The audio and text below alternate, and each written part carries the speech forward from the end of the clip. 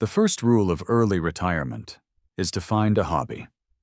Most of my former colleagues at OmniLink, the tech behemoth I'd helped build and then cheerfully abandoned for a payout that could buy a small island, took up things like golf, sailing, or competitive birdwatching. Sensible, calming pursuits for men whose blood pressure had spent 2 decades tethered to the NASDAQ. My hobby hummed. It consumed precisely 11.7 kilowatts per hour under standard load, required a dedicated geothermal cooling system, and was the sole reason the traffic on Elm Street didn't devolve into a scene from a Mad Max movie every weekday at 5:15 p.m. My name is Alex Henderson, and my garage is my Sistine Chapel. To the casual observer, the Whispering Pines subdivision was the beige dream of suburban order. Identical mailboxes stood sentry. Lawns were manicured to within a millimeter of their lives. The designated shades of off-white for garage doors were enforced with a zeal usually reserved for religious crusades. And at the head of this crusade, brandishing a clipboard and a terrifyingly laminated copy of the HOA covenants, was Brenda Davison. From the command center of my garage, surrounded by the gentle, whirring symphony of server racks and the cool blue glow of a dozen monitors, Brenda was less a person and more a data point, a persistently annoying anomaly in my otherwise perfectly optimized world. I could track her movements via the 4 discrete, birdhouse-encased security cameras that gave me a 360-degree view of my property. On this particular Tuesday morning, she was engaged in what appeared to be a clandestine audit of the Petersons' new rose bushes, occasionally consulting a color swatch booklet. "Heat signature elevated," I murmured to myself, watching her on screen 3. "Facial recognition indicates..." Yup, that's peak disapproval. The Petersons must have opted for passionate crimson instead of the board-approved subtle blush. A rookie mistake. My world was one of control. Not the megalomaniacal kind, but the satisfying, orderly kind. After a career spent wrangling chaotic data streams and buggy software for OmniLink, I'd retired to a life where every variable was accounted for. My house wasn't just smart, it was a Mensa candidate. The sprinklers cross-referenced soil moisture levels with meteorological forecasts. The coffee maker knew, based on my sleep patterns, precisely when to begin brewing. And in the heart of it all, in the garage, was my magnum opus. I called it the Municipal Support Annex, which sounded official and boring enough to deflect questions. In reality, it was the unofficial, unasked-for, but desperately needed brain for the local traffic grid. The city's official system was a joke, a relic from an era when dial-up was considered futuristic. It was prone to crashing, freezing, and occasionally deciding that all directions should be read simultaneously, just for kicks. After nearly being T-boned for the 3rd time by someone running a stale green, I'd taken matters into my own hands. A little lobbying with a beleaguered city traffic commissioner who was happy to offload the problem, a few anonymous donations to the Public Works Fund, and a dedicated fiber line run under the cover of a sewage upgrade, and voila. I was the ghost in the machine, the benevolent digital god of the intersection. My main monitor displayed the familiar 4-way view of Elm and Main. A logging truck was approaching, and my system, detecting its weight and predicting its slow acceleration, was already extending the green light by 3 seconds to let it clear the intersection without causing a backup. A thing of beauty, a seamless, elegant solution to a chaotic, everyday problem. It was this pursuit of elegance that put me on a collision course with Brenda. She didn't care about traffic flow or server uptime. Brenda cared about conformity.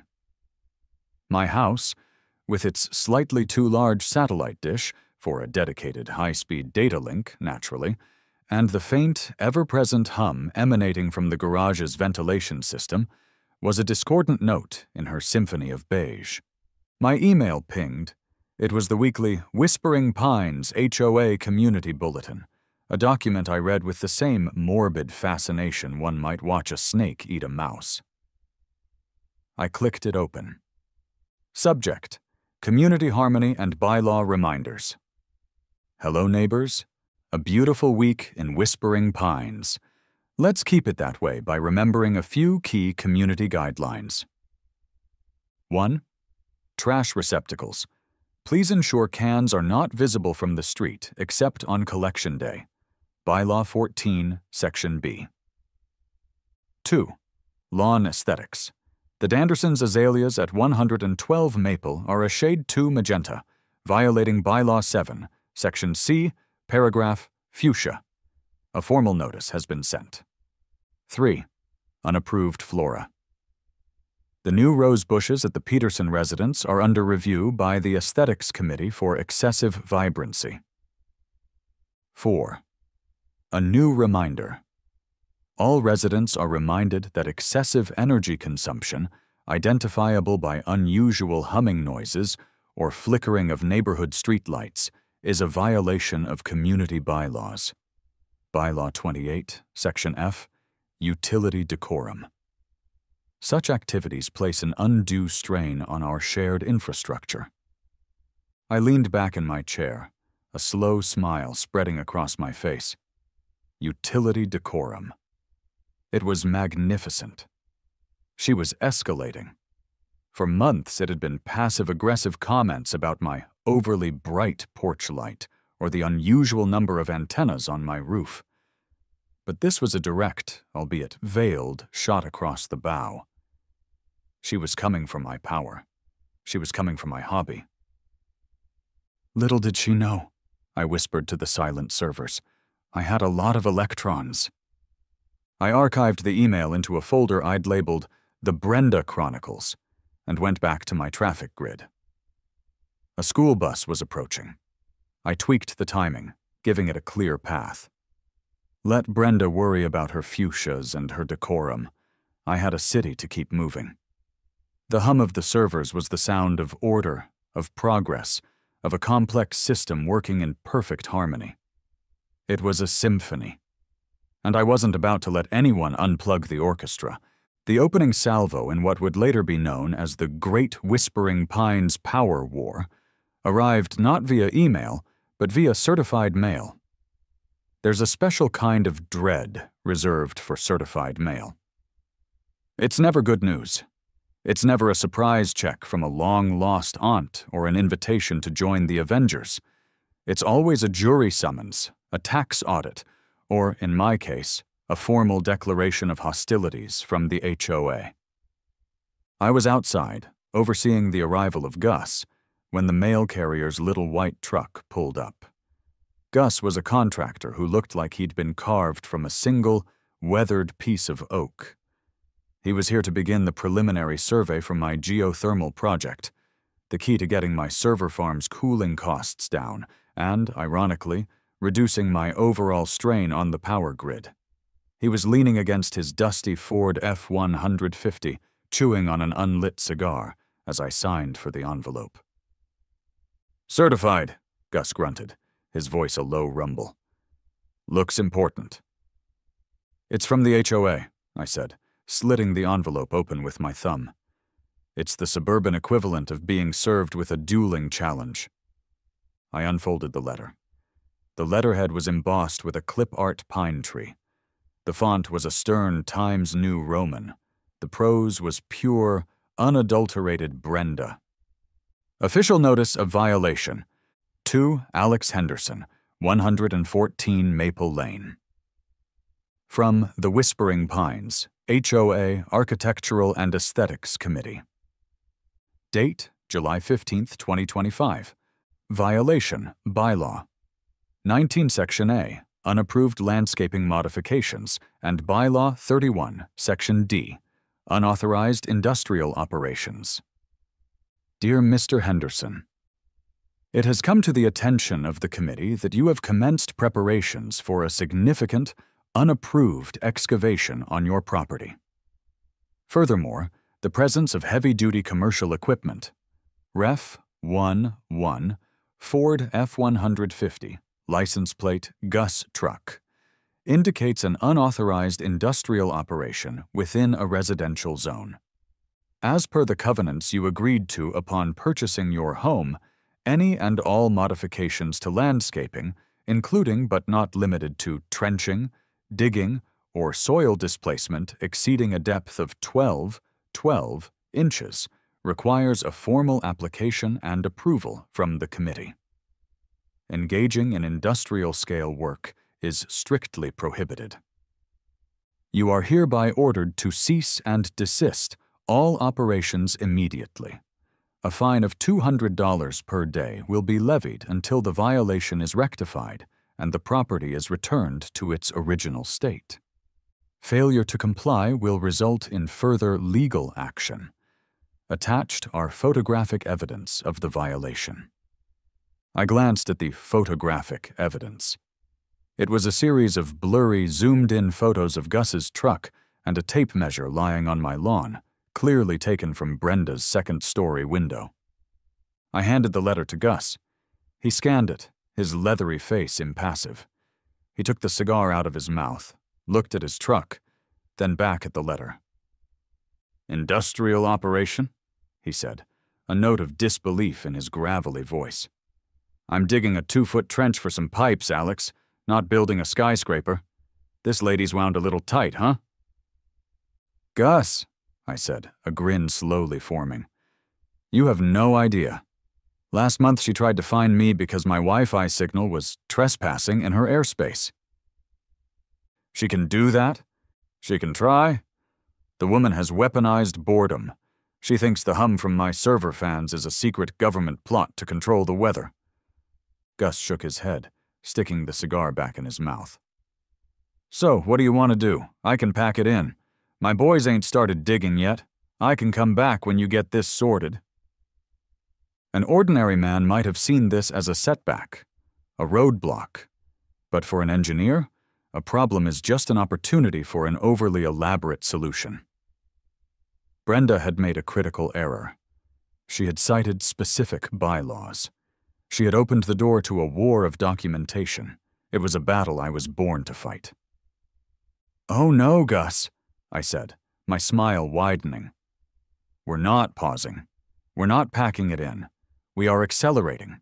And we are going to do it so perfectly, so completely, so overwhelmingly by the book that it will make her teeth ache." Gus raised a skeptical eyebrow. "And how you figure we do that?" "Leave that to me. Just be ready to start work tomorrow morning. I have some paperwork to draft." That afternoon, I didn't work on the traffic grid. I didn't optimize a single algorithm. I poured myself into crafting the perfect response.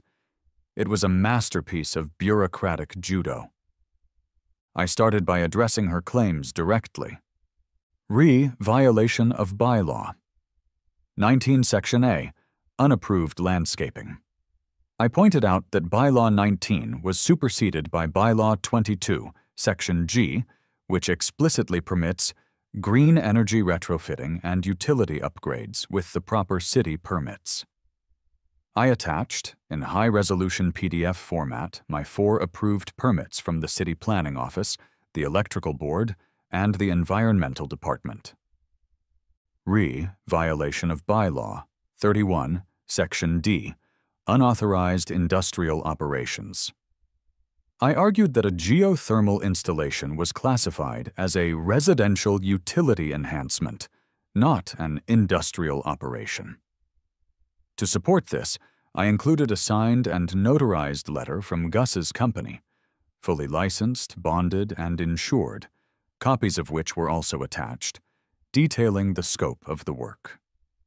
I also attached a 10-page environmental impact statement I'd written myself, complete with charts and graphs demonstrating that the project would ultimately reduce my home's carbon footprint by 40%, thereby enhancing the community's green reputation.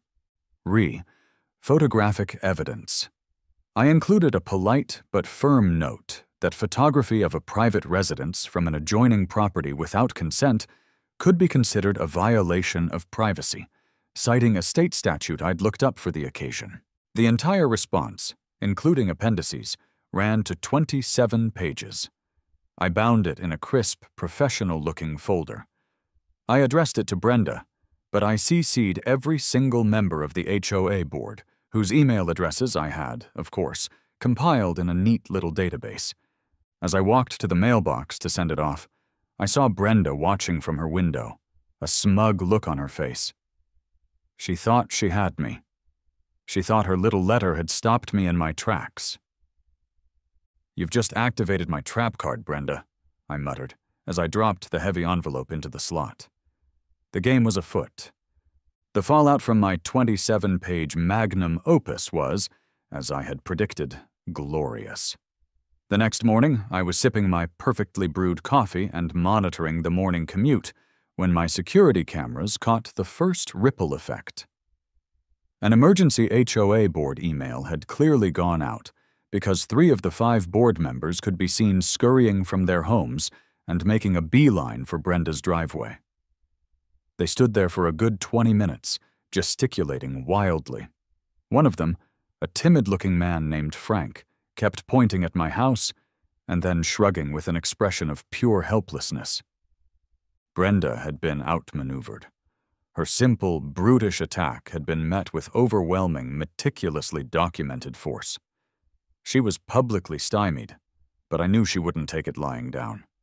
A creature of pure bureaucratic will, she would simply regroup and attack from a different angle.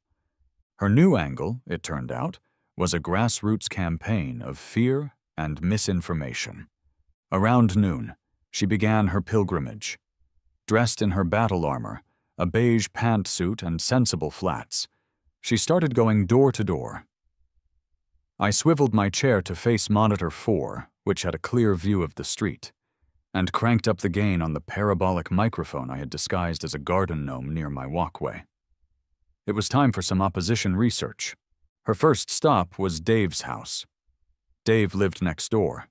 He was a software developer for some gaming company, a fellow nerd who appreciated my high-tech fortress and shared my profound disdain for Brenda's reign. He answered the door in shorts and a t-shirt that said, "There are 10 types of people in the world. Those who understand binary and those who don't." "Brenda," I heard him say, his voice flat. "David," she began, her tone dripping with false sweetness. "I'm just speaking with some of the neighbors about a matter of community safety. I'm sure you've noticed the construction starting next door." "You mean Alex's geothermal system?" "Yeah, he told me about it. Pretty cool stuff. Cutting edge." Brenda's smile tightened. "What Mr. Henderson may not have told you is the incredible strain his operations are putting on our shared electrical grid, and the noise. The constant low-frequency humming. It can be very disruptive to a peaceful environment." "The humming?" Dave said. "You mean the sound that's quieter than your wind chimes? Brenda, my air conditioner makes more noise than his entire house. Besides, he showed me the letter from the power company. He had a dedicated line run. It doesn't affect the rest of us." "That's his version of the story," Brenda insisted, her voice rising. "He's running some kind of illegal data farm in there. It's a fire hazard. Think of the property values." Dave just stared at her. "Brenda, are you done? I'm in the middle of a raid." He closed the door in her face without waiting for an answer. "One for our side." Brenda stood on his doorstep for a moment, fuming, before composing herself and marching to the next house. This was Gerald's house. Gerald was Brenda's #1 sycophant, a nervous, weedy man who seemed to live in a state of constant terror of receiving an HOA violation. He was her echo chamber, her willing foot soldier. He opened the door before she even knocked. "Brenda, I got your email. It's just terrible." "It's worse than terrible, Gerald," she said, launching into her now rehearsed speech. This time she found a much more receptive audience. "A data farm?" Gerald gasped, clutching his chest. Here? In Whispering Pines? And that's not the worst of it, Brenda said, lowering her voice conspiratorially. She pointed a dramatic finger toward my house, specifically at the thick, insulated conduit that ran from the utility pole to the side of my garage. Do you see that cable, Gerald? That's not a normal residential line. That's an industrial-grade power conduit. It's practically throbbing with electricity. I glanced at the conduit on my monitor. It was, in fact, completely stationary. It was a perfectly safe, professionally installed, heavy-gauge cable designed to handle the load of my equipment. But in Brenda's fevered imagination, it was a malevolent serpent, sucking the life out of the neighborhood. My toaster took 3 minutes to brown my English muffin this morning, Gerald, she said, her voice trembling with manufactured outrage. 3 whole minutes! The grid is unstable because of him. Unbelievable, Brenda. Just unbelievable, Gerald echoed, shaking his head. He's a menace, a genuine menace. What are we going to do? We, Brenda declared, her eyes glinting with grim determination, are going to call an emergency meeting. We're going to vote. We'll fine him into oblivion. He'll have no choice but to shut it all down. I leaned back, chuckling. It was also predictable. She couldn't win on the facts, so she was resorting to fear. But I had a deep and abiding faith in the apathy of my other neighbors. Most of them just wanted to grill their burgers and watch their TV shows in peace. They wouldn't be swayed by Brenda's nonsense about throbbing cables and slow toasters. Still, an emergency meeting. This was her next move. It would be a public trial, and I intended to be prepared. I opened a new file on my computer and labeled it HOA Meeting Presentation. It was time to build a new deck, this one armed with facts, figures, and just the right amount of condescending clarity to dismantle her arguments one by one. She wanted a show? I'd give her a show. The Whispering Pines community clubhouse smelled of stale coffee and quiet desperation. It was a soulless room, painted in a shade of eggshell that was probably called cautious optimism, and filled with uncomfortable folding chairs. At the front of the room, behind a long folding table, sat the HOA board. It was a tribunal of the tragically bored, a retired dentist, a woman who sold scented candles through a multi-level marketing scheme, the hapless Frank, and at the center, in the high-backed chair she must have brought from home, sat judge, jury, and executioner Brenda. The meeting had been called for 7 p.m. on a Thursday. About 15 residents had shown up, most of them looking like they'd rather be having a root canal. Dave was there, sitting in the front row, giving me a supportive nod. Gerald was there too, sitting right behind Brenda, looking like a nervous bobblehead. I arrived precisely at 7 p.m., wheeling in a small cart carrying my laptop and a portable projector. Brenda's eyes narrowed as I set it up, pointing it at the blank wall behind her. "Mr. Henderson," she began, her voice sharp and loud in the quiet room. "This is an HOA meeting, not a corporate presentation." "Brenda," I replied calmly, plugging in my laptop. "Your email announcing this emergency meeting listed 3 specific complaints against me. I believe in efficiency. A visual aid will help us address these points without wasting everyone's evening. I'm sure we'd all rather be watching Netflix." A few neighbors murmured in agreement. Brenda scowled, but didn't object. She banged a small gavel on the table. This emergency meeting of the Whispering Pines Homeowners Association is now in session. The sole item on the agenda is the ongoing violation of community standards by the resident at 114 Maple Lane, Mr. Alex Henderson. She launched into a dramatic monologue, painting a picture of a neighborhood under siege. She talked about the incessant, nerve-wracking hum, the dangerous, unauthorized construction, and the catastrophic strain on the power grid. She was a master of hyperbole, turning my geothermal project into the construction of a new Hoover Dam. "And so," she concluded, her voice ringing with passion, The board proposes a special levy of sanctions against Mr. Henderson, a fine of $5,000 for flagrant disregard of our bylaws, and a legally binding order to cease all operations and remove the offending equipment, immediately." She looked around the room, expecting applause. What she got was a few nervous coughs. "Thank you, Brenda, for that dramatic reading," I said, standing up and clicking the first slide of my presentation onto the wall. The title, in a clean sans serif font, read, "Answering Our Community's Questions, a Fact-Based Approach." "Let's address the three main points of concern," I began, my voice calm and steady. Point 1. The incessant hum. I clicked to the next slide. It showed a professional-looking graph. This is a certified decibel reading taken from 3 points on my property line by an independent acoustics engineer. As you can see, the sound levels from my garage ventilation are, on average, 42 decibels. For context, I clicked again, and pictures appeared next to the graph. A quiet library is about 40 decibels. A modern refrigerator is about 50. The average air conditioning unit, like the one currently running at Brenda's house, operates at 60 decibels. Legally, the local noise ordinance sets the limit at 65 decibels. My incessant hum is not only quieter than a whisper, but it's also significantly quieter than most standard home appliances. Any questions? Silence. Even Gerald looked confused. Excellent. Moving on. Point 2. The dangerous, unauthorized construction. My next slide showed a split view. On one side was a photo of the shallow trench Gus had started.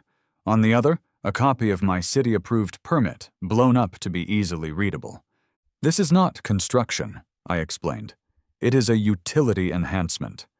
As I detailed in my 27-page response to the board, this project is fully permitted by the city. Furthermore, our very own HOA covenants, Bylaw 22, Section G, contain a green energy clause, added in 2018, I believe.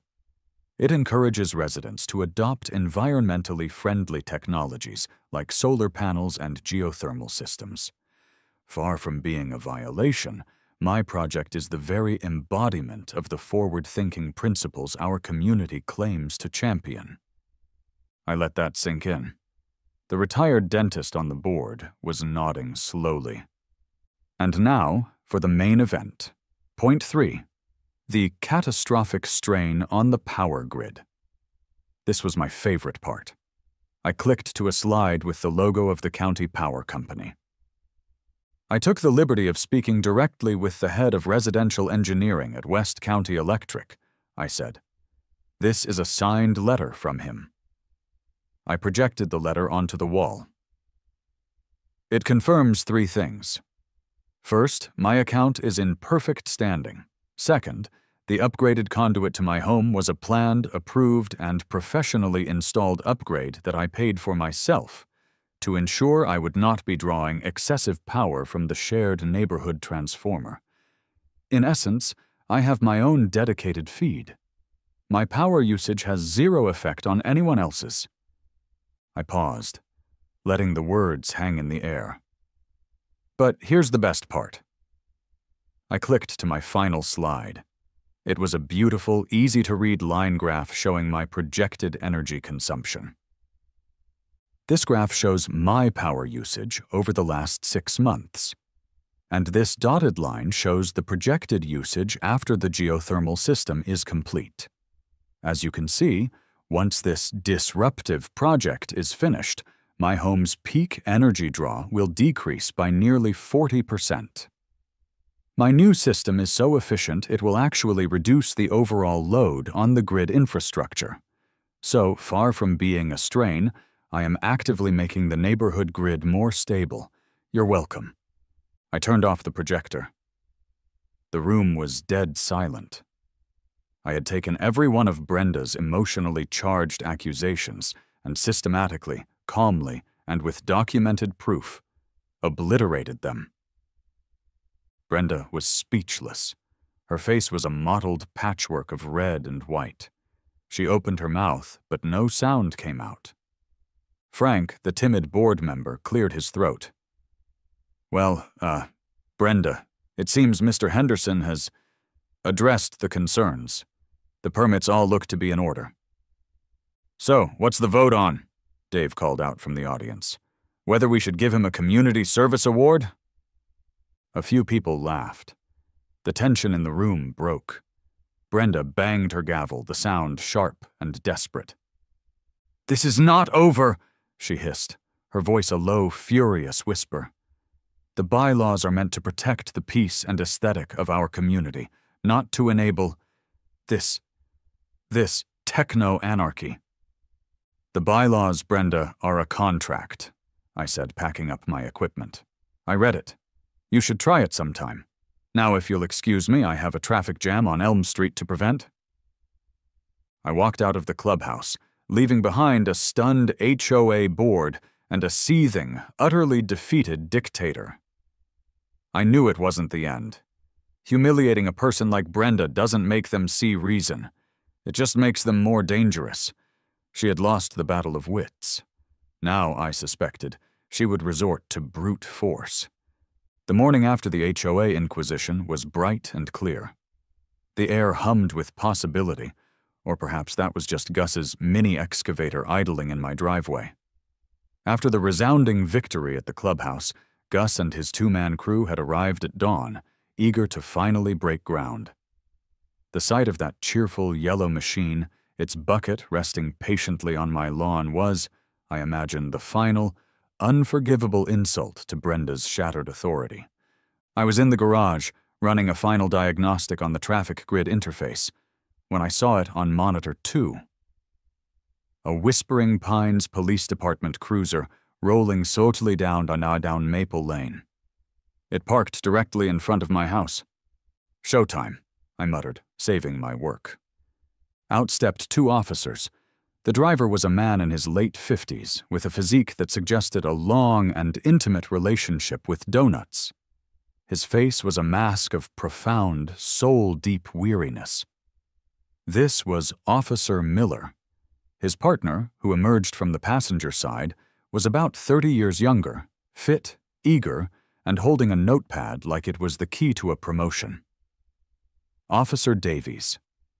Brenda, who must have been watching from her window with the patience of a sniper, scurried out of her front door and pointed a trembling, accusatory finger at my house. I met them in the driveway, intercepting them before they could be fully ensnared by Brenda's web of hysteria. Gus had already killed the excavator's engine and was leaning against it, arms crossed, the unlit cigar firmly in place. "Morning, officers," I said pleasantly. "Don't tell me the Danderson's azaleas have finally crossed the line into felony fuchsia?" Officer Miller gave me a look that could curdle milk. "Sir, we received a 911 call about a potential threat to national security." He glanced at a notepad, then back at me, one eyebrow raised in skepticism. "Let me guess," I said, sighing. "Brenda." "He's a cyber-terrorist!" Brenda shrieked from her lawn, making sure the entire neighborhood could hear. "He's hacking the traffic grid from his garage. He has some kind of command center in there.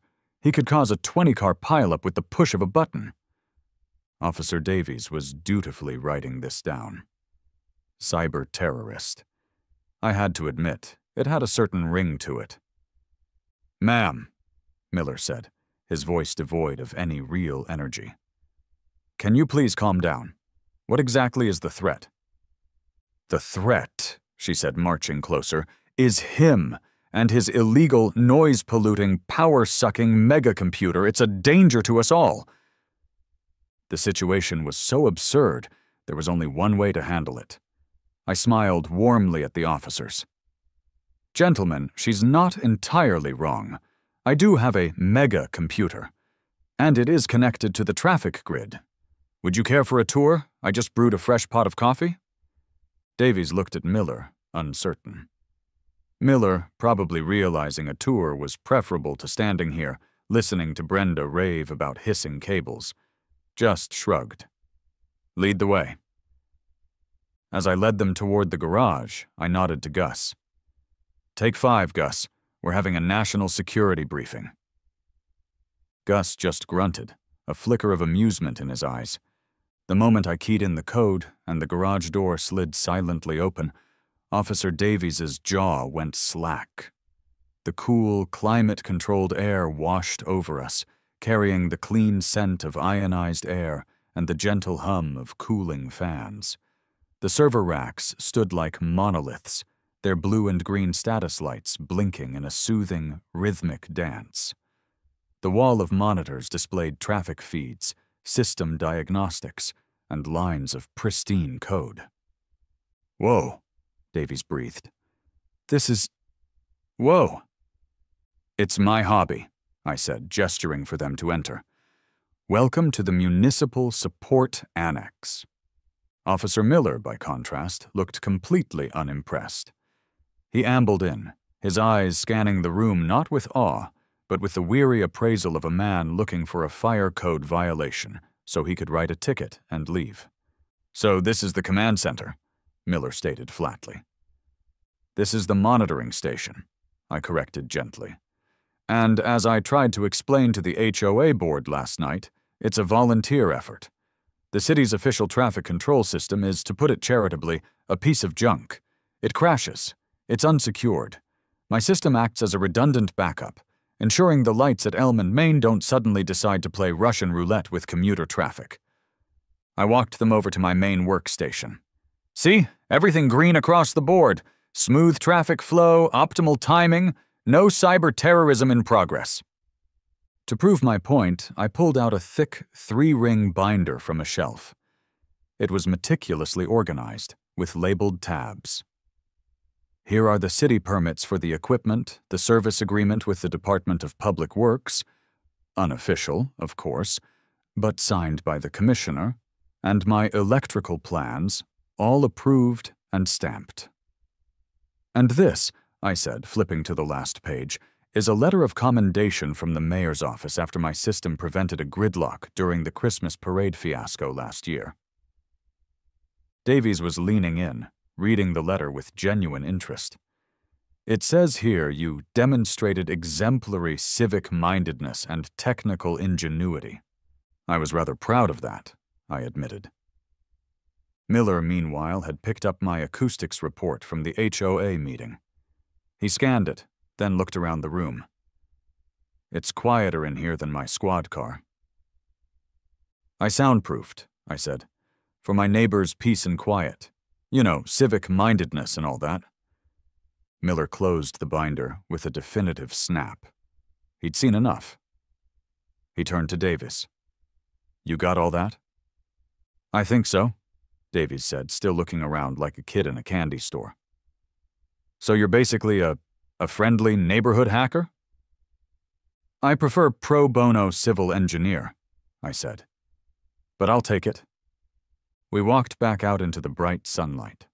Brenda was still waiting, her arms crossed, expecting to see me in handcuffs. Officer Miller walked right up to her. His voice was low, but firm. "Ma'am, with all due respect, this is the most organized and over-documented garage I have ever seen. The man has more permits than a new housing development. He is breaking no laws. In fact, he's probably the only reason you haven't been stuck at that intersection for 20 minutes every morning." Brenda's face went pale. But the humming, the danger." "The only danger here, ma'am," Miller said, his tone hardening, "is you wasting police resources with frivolous 911 calls. This is your first and only warning. Do not call us again unless you see smoke, fire, or an actual crime being committed. Are we clear?" Brenda was sputtering, rendered speechless by this second public humiliation in less than 24 hours. Miller didn't wait for a reply. He just nodded to me, a flicker of something, perhaps grudging respect, in his tired eyes. "Have a nice day, sir. Try to keep the international incidents to a minimum." "Will do, officer," I said with a salute. As they drove away, Gus walked over, a grin finally breaking through his stoic facade. "Well, I'll be. I thought for sure they were going to haul you in for having too many doohickeys." "The secret, Gus," I said, patting my binder of permits, "is documentation. You can get away with anything if you fill out the right forms." I looked over at Brenda's house. She was standing on her porch, staring at me.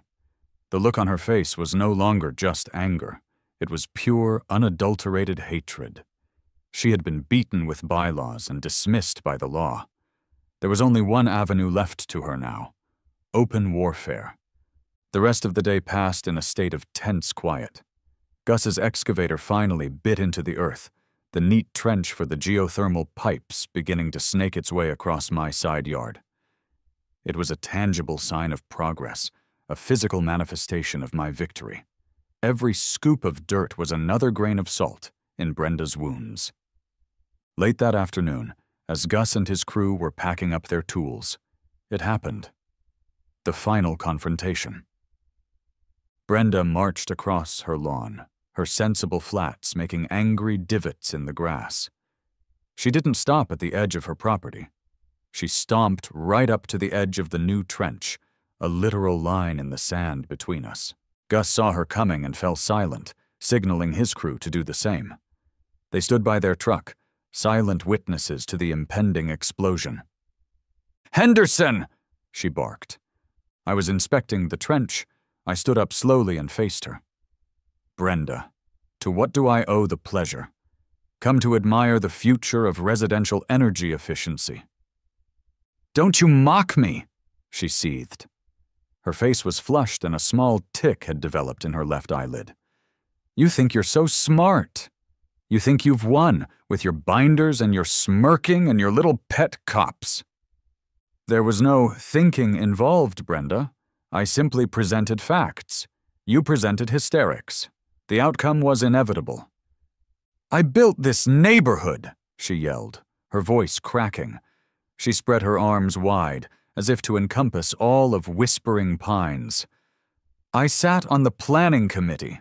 I chose the color palettes. I wrote the bylaws to create a place of peace and order and beauty. And you come in here with your humming and your wires, and you are ruining it. You are a cancer in this community." Gus shifted his weight, the leather of his work boots creaking. This was getting ugly. "Brenda," I said, my voice still calm, "my house is quiet, my lawn is immaculate, and my property value has likely increased thanks to my upgrades. The only thing I'm ruining is your sense of absolute control. I think that's what this is really about. It's not about the noise or the power. It's about the fact that I won't bow down and ask for your permission to exist." For a moment, I thought she was going to physically attack me. She took a step forward, her hands clenched into fists. Then she stopped. A different, more dangerous look came into her eyes. A look of chilling resolve. "You love your power, don't you, Henderson?" she whispered, her voice low and venomous. "You love your computers and your blinking lights. It's your lifeblood." She pointed a trembling finger at the thick, armored conduit running into the side of my garage. "I will see to it that you are shut down," she said, each word a block of ice. "I will cut you off. I will do it myself if I have to. I will pull the plug on your little empire." The air grew still. The casual banter was over. This was a direct, unambiguous threat. My own demeanor shifted. The amusement vanished, replaced by a cold, hard seriousness. "Brenda," I said, my voice dropping to match hers, "listen to me very carefully. That isn't just my power. The equipment in that garage, as the police now know, is tied to municipal infrastructure. That cable is the property of the West County Electric Company. Willfully damaging it is not an HOA violation. It is a felony. It carries with it prison time and fines that will make your head spin. Do not touch my power." I held her gaze, letting the weight of my words sink in. I wasn't being sarcastic anymore. This was a final warning. She just stared back, her chest heaving, the tick in her eye going wild. Without another word, she spun on her heel and stormed back to her house, slamming the door so hard I could hear it from 50 feet away. Silence descended on the yard, broken only by the distant chirp of a bird. Gus finally spoke, his voice a low grumble. "You know, for a computer guy, you got some stones, but that lady, she ain't listening to reason anymore. She's got a screw loose. You should watch your back, Alex."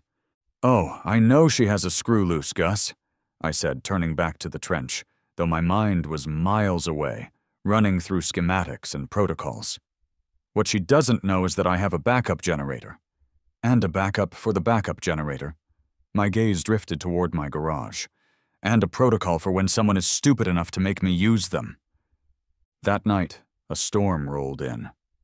Not a gentle summer shower, but a real thrasher, with low, bruised-looking clouds and a wind that rattled the windows. It was the perfect pathetic fallacy. The weather was having a tantrum, and I had a feeling Brenda was too. I was in my command center, where I felt safest and most in control. The rain lashing against the garage door was a soothing white noise. On my monitors, the traffic at Elm and Main was light, the wet asphalt gleaming under the streetlights. My systems were purring along, stable and serene. It was a stark contrast to the chaos brewing outside, and, I suspected, next door. Around 11 p.m., I decided to run a full diagnostic on my backup power systems, just in case. Call it a premonition. I checked the fuel levels in the generator, 98%, tested the automatic transfer switch, and reviewed the boot-up sequence for Protocol Epsilon Gamma Pi, EGP. It was my doomsday device, my ace in the hole, designed for a catastrophic grid failure like a hurricane or an earthquake. Or, as it turned out, a 50-something woman with a grudge and access to a tool shed. It was 11:37 p.m. when I saw it. On monitor 4, the one trained on the side of my house, a motion sensor alert flashed red. I zoomed in. A figure in a dark green raincoat, the hood pulled low, was slinking out of Brenda's back door. She was moving with a furtive, determined gait, staying close to the shadows of the privacy fence that separated our properties. My heart began to beat a little faster, a strange mix of alarm and a kind of grim, vindicated excitement. "No way," I breathed. "She wouldn't." In her hand, she was carrying something long and metallic. As she passed under a security light, it glinted. Bolt cutters. Big ones. My mind raced. Years of planning, of building redundancies upon redundancies, of designing fail-safes for a dozen hypothetical apocalypses were about to be put to the test. And the catalyst wasn't a solar flare or a terrorist attack. It was Brenda Davison from the HOA, driven over the edge by my refusal to use a less vibrant shade of azalea. The sheer, unadulterated absurdity of it was almost poetic. I watched, transfixed, as she marched directly to the heavy-duty utility junction box on the side of my house. This was it, the point of no return. She knew exactly what she was looking for, the thick, armored conduit I had warned her about, the very lifeline of my digital world. She positioned the bolt cutters, her small frame struggling for leverage. For a second, I thought she might not have the strength. But I had underestimated the power of pure, concentrated spite. With a grunt of effort that I could almost feel through the screen, she squeezed. There was a shower of sparks, a brief, brilliant flash of blue-green light that illuminated her face in a demonic glow. And then everything went black. The hum of the servers died. The glow of the monitors vanished. The rhythmic blinking of 100 status lights ceased. My world, my symphony, fell silent. The only light was the dim, eerie red glow of the uninterruptible power supplies kicking in on a few critical systems. A klaxon alarm began to blare, a shrill, insistent shriek that cut through the sudden, oppressive quiet. A small LCD panel on the wall, powered by its own battery, flickered to life. The text was stark and brutal. Critical power failure. Municipal traffic control offline. Initiating EGP in T-minus 120 seconds. 120 seconds. The system's automatic failsafe.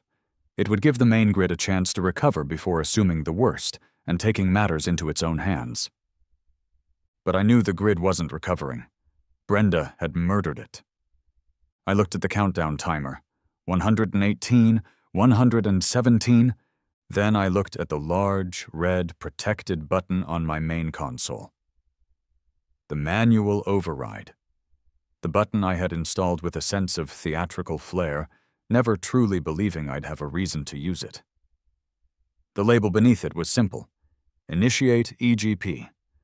A slow, predatory smile spread across my face in the crimson gloom. 2 minutes later, I said to the silent, darkened garage. No, I don't think so.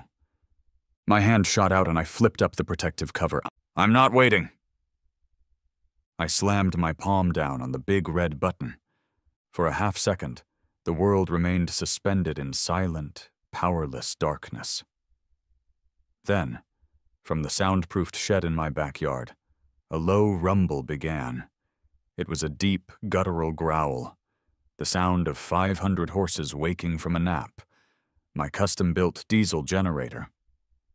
The transfer switch in the garage responded with a deep, resonant thunk that vibrated through the concrete floor, a sound more satisfying to me than any symphony orchestra. And then there was light. Not the flickering, hesitant return of a compromised grid, but a sudden, brilliant flood of pure, stable electricity. My garage snapped back to life. The server racks spun up with a rising whoosh, the wall of monitors flickered on, and the traffic grid interface rebooted, its status indicators blinking from red to amber to a beautiful, solid green.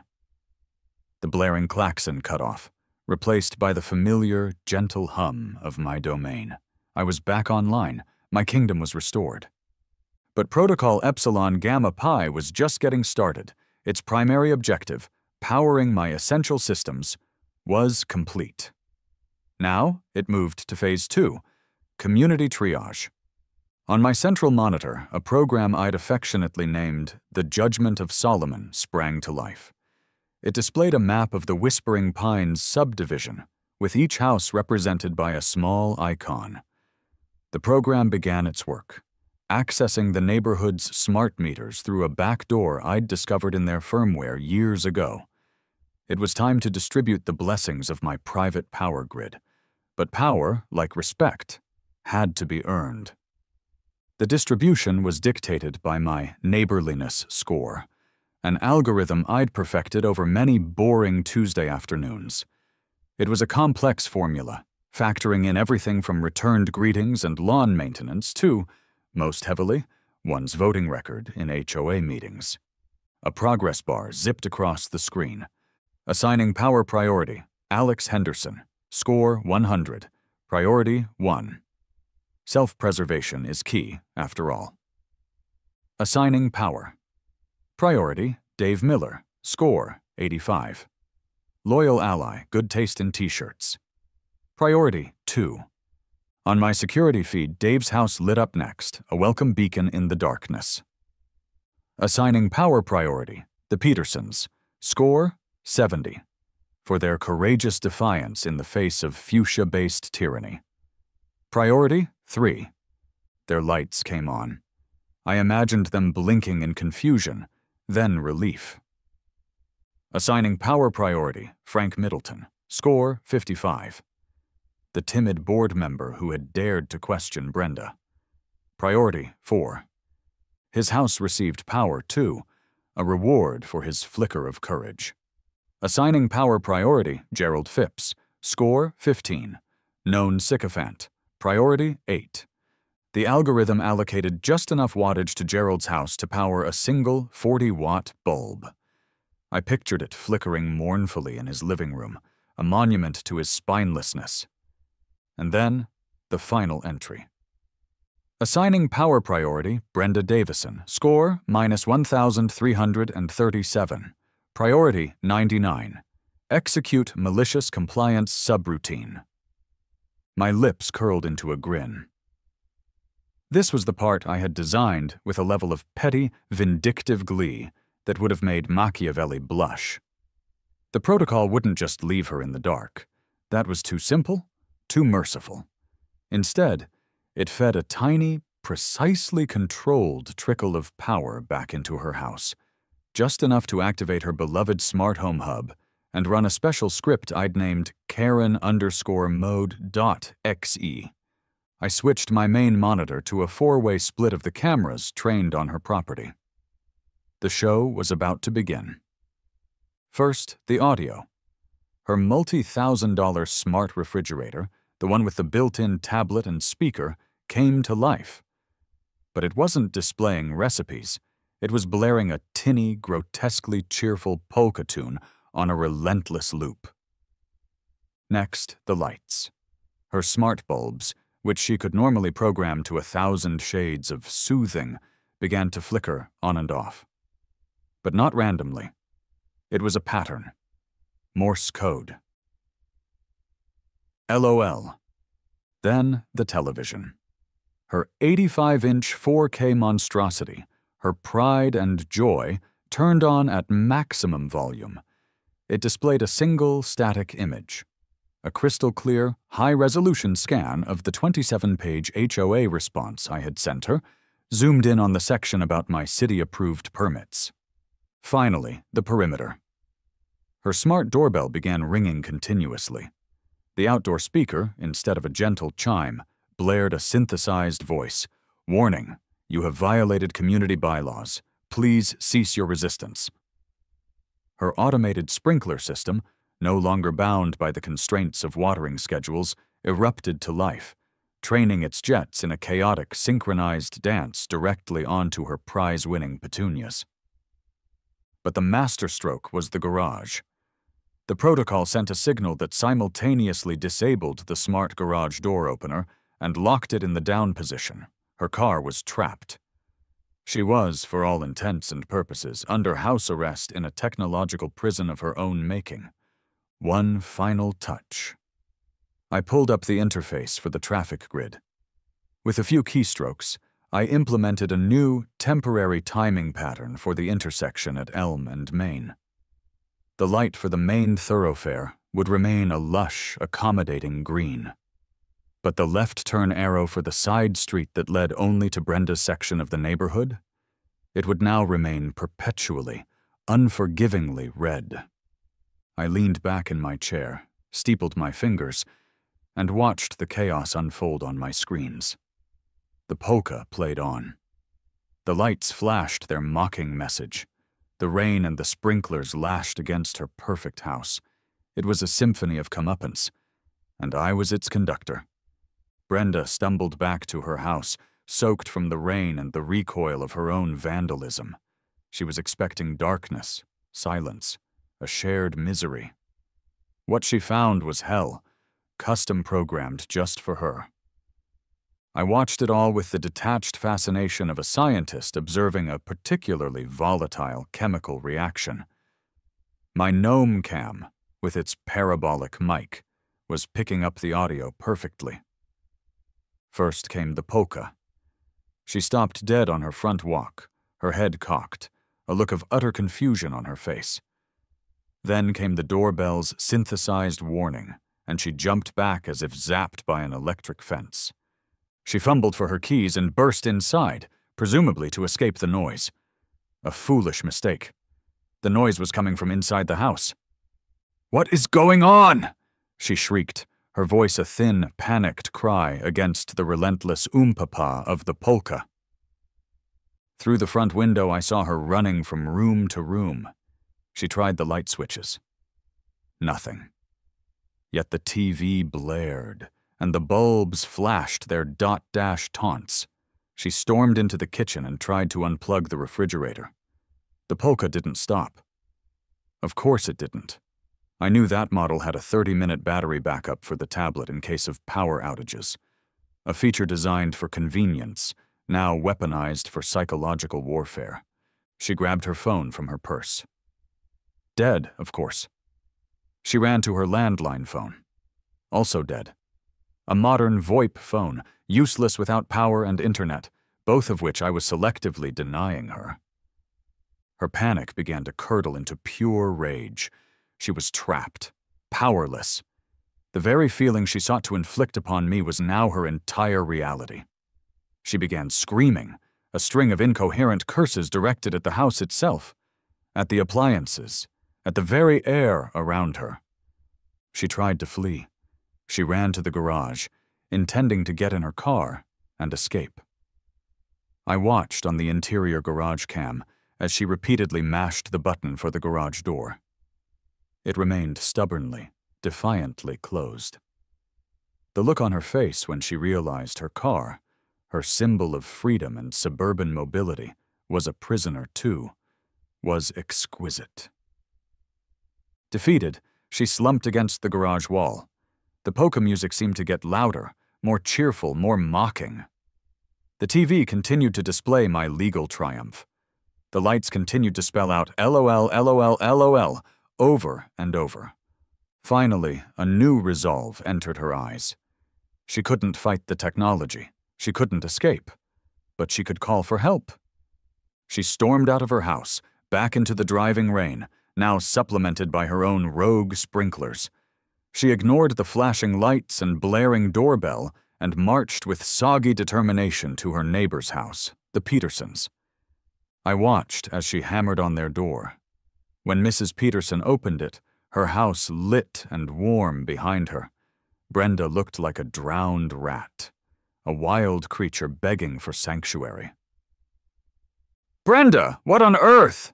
Mrs. Peterson exclaimed. "Phone," Brenda gasped, water streaming down her face. "I need to use your phone. I need to call the police." I smiled. The final piece was in place. The authorities were on their way. It was time to put on a pot of coffee and find my binder. 20 minutes later, the familiar red and blue lights painted streaks across my living room walls. The Whispering Pines PD had returned. I watched on my cameras as Officers Miller and Davies stepped out of their cruiser and into a scene of utter suburban madness. The street was a patchwork of light and dark. My house, Dave's, and a few others were brightly lit. The rest were dark. A faint but insistent polka tune still leaked from Brenda's house, whose lights were still flashing their coded message. A small line of cars was now backed up at the main intersection, unable to make the left turn onto our block. And in the middle of it all stood Brenda, soaked, shivering, and pointing a shaking finger at my house as if I were the devil himself. I opened my front door before they could even knock. I was holding a fresh mug of coffee. "Officers," I said with a welcoming nod. "Rough night, isn't it? Please, come in out of the rain." Miller just stared at me. He looked at my brightly lit house, then at Brenda's chaotic one, then back at me. He looked even more tired than he had this afternoon, a feat I wouldn't have thought possible. "Henderson," he said, his voice a low growl. "What did you do?" "Me?" I asked, feigning innocence. "I'm the victim here. Someone cut my power line." Brenda stomped over, her face a mask of righteous fury. "He did this! He's controlling my house with his satellites! Arrest him!" "Satellites?" Davies muttered, looking up at the cloudy night sky, as if expecting to see a death ray. I took a calm sip of my coffee. "Officers, if you'll step into my garage, I can explain everything. I've even prepared a binder for you."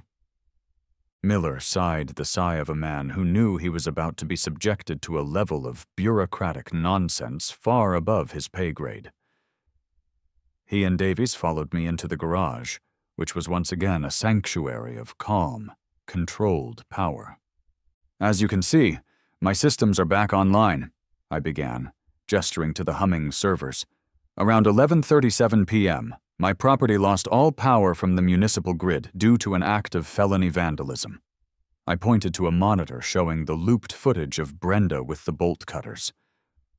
The system, detecting a critical failure that took the traffic control center offline, automatically switched to its federally approved, privately funded backup power grid. Everything is operating exactly as designed. I handed Miller a new, even thicker binder than the last one. This one was labeled Emergency Grid and Municipal Support Protocol, EEGP. Incident Report 001. Davies was staring, mesmerized, at the monitor showing Brenda's house. Did you make her fridge play polka music? He asked, a note of awe in his voice. That's an unfortunate and entirely unforeseeable consequence of her third-party smart home firmware reacting to an unscheduled intermittent power surge from a non-standard source, I said with a perfectly straight face. I can't possibly be held responsible for buggy software. My protocol is simply designed to provide essential power. How her devices interpret that power is between her and her warranty provider. Miller was not listening.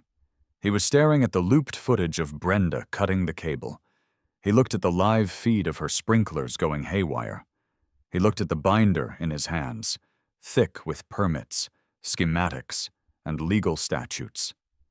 Then, just as the polka music from next door finally died down, a new sound filled the air, the rumble of Gus's Ford F-150. He pulled up to the curb, having arrived early to get a head start. He climbed out, took one look at the police cars, Brenda in her soggy bathrobe, the blinking lights, me sipping coffee on my driveway, and the severed, sparking cable lying on the ground. He slowly took off his baseball cap, a look of pure, unadulterated joy spreading across his weathered face. "Well, I'll be," he said to no one in particular. He actually did it. That seemed to be the final straw for Officer Miller. He had all the evidence he needed. He marched out of the garage and directly toward Brenda.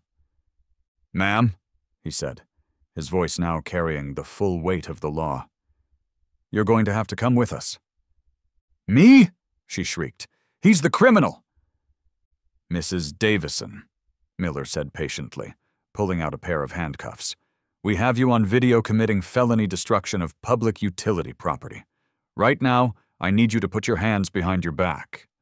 The sight of Brenda being led away in handcuffs as the sun began to rise was a thing of profound, almost spiritual beauty. As she was placed in the back of the squad car, she shot me a look of pure hatred. I just gave a polite little wave. In the weeks that followed, Whispering Pines underwent a renaissance. The story of the Night of the Polka became an instant local legend. Dave, my next-door neighbor, was overwhelmingly elected the new HOA president. His first official act was to call a bonfire, where residents gleefully burned copies of Brenda's most tyrannical bylaws. The utility decorum rule was the first to go. Soon, the neighborhood was awash in vibrant flowers, quirky lawn ornaments, and a general sense of relaxed tolerance. It was beautiful. Brenda's life, meanwhile, went in the opposite direction. She was facing serious criminal charges. West County Electric also hit her with a massive civil suit for the damages and emergency repair costs. Her house went on the market a month later. The new owners were a nice young couple who were thrilled about the neighborhood's newfound creative spirit. Gus and I finished the geothermal project in record time. He'd often pause, lean on his shovel, and say, "Remember that night with the polka?" before breaking into a fit of laughter. We became unlikely friends, bonded by our shared experience in the trenches of suburban warfare. One evening, about 2 months after the incident, I got a call from an unlisted number. "Henderson," a familiar, weary voice said. "Officer Miller," I replied. "To what do I owe the pleasure?" "Listen, I'm off the record here, and you didn't hear this from me. But the DA took one look at your incident report binder and Brenda's lawyer advised her to take whatever plea deal she could get. You, my friend, are a menace." "I prefer civic-minded," I said. "Yeah, well," he chuckled, "my wife wants to thank you. Our commute time has been cut by 10 minutes since you stabilized the grid. Don't ever do it again. But if you do, call me first. I want to watch." Tonight, I was back where I started. In my garage, my sanctuary. The geothermal system was running, silent and incredibly efficient. The servers were humming their gentle symphony. Gus had just left after dropping off a celebratory case of beer. I popped one open, the hiss echoing in the quiet room. I looked at my traffic grid monitor. Everything was green. Everything was optimal. I pulled up the system's core programming and navigated to the timing algorithm for the intersection at Elm and Main. With a few keystrokes, I made one tiny, permanent adjustment. A sensor, cross-referencing with the DMV database, would now identify Brenda's new Toyota Prius. And whenever her car approached that left turn, the arrow would stay red for an extra 15 seconds. Just for her. A tiny, digital reminder of the consequences of her actions. I leaned back in my chair, propping my feet up on the desk, and took a long sip of cold beer. They had called me a madman. They said I overplanned, that I over-engineered for problems that would never happen. But they were wrong. The world is full of problems. You just have to be ready for the ones that carry bolt cutters and a grudge. Peace and quiet. That's all I ever wanted. I just had to build it myself. One line of code, one meticulously filed permit, and one perfectly executed protocol at a time. The hum of the servers was the sound of victory. It was the sound of a symphony of silence.